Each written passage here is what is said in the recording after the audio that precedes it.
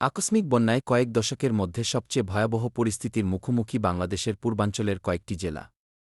টেলিযোগাযোগসহ সব ধরনের যোগাযোগ থমকে যাওয়ায় বন্যাদুর্গত পরিবার ও স্বজনদের খোঁজখবর না পেয়ে উদ্বেগে সময় কাটছে অনেকের। বন্যায় সবচেয়ে বেশি বিপর্যস্ত হয়ে পড়েছে ফেনী জেলা। এই জেলার বাসিন্দাদের স্মৃতিতে এমন বন্যার কোনো অভিজ্ঞতা নেই। তাই আকস্মিক বন্যায় পূর্ব প্রস্তুতি নেয়ার সুযোগও পাননি অনেকে।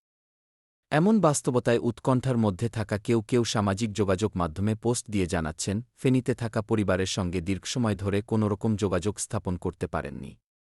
কারো ক্ষেত্রে সময়টা কয়েক ঘণ্টা, কারো কয়েকদিন। তেমনি একজন আদিত্য আরাফাত। ফেনী সদরের নতুন রানীর হাটে তাদের বাড়ি। ফেনী শহরের কাছে আমাদের গ্রামে কখনো বন্যা আসেনি।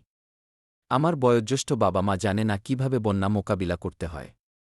৩-০ ঘণ্টার বেশি সময় আমি বাবা মায়ের কণ্ঠস্বর শুনছি না, ফেসবুকে লিখেছেন মি আরাফাত।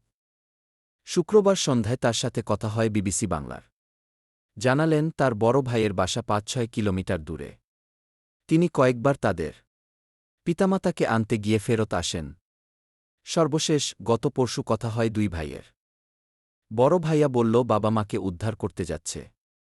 এখন ওনার নাম্বারও বন্ধ, যোগ করেন আদিত্য আরাফাত।